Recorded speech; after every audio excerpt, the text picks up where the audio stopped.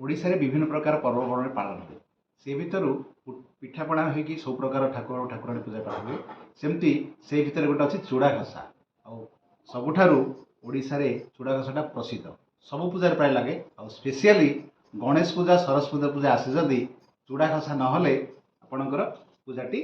भल लगे। देखो आज जो गणेश पूजा आपणकर चूड़ा घसा प्रस्तुत करने प्रथम चूड़ा को पूरा आप ग्राइंडिंग रे छोट छोट दाना भाई आप पाउडर कला भाई करदे चीनी की भी आप ग्राइंडिंग करदे। बर्तमान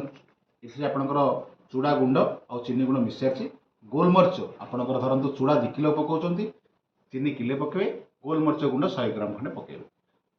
तापर सबुठार मिसेबे आपणकर घी ये देखो ओमफेड घी पकई ऑलरेडी इथे मिसई आछि आपणकर चूड़ा गुंड चीनी आप गोलमरीच आ घी को एमती पूरा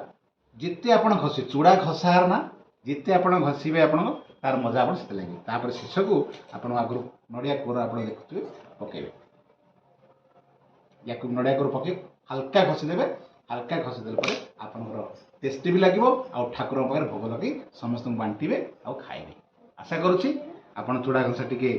बनइबे घरे निज पूजा बनइबे। Happy Ganesh Puja to all.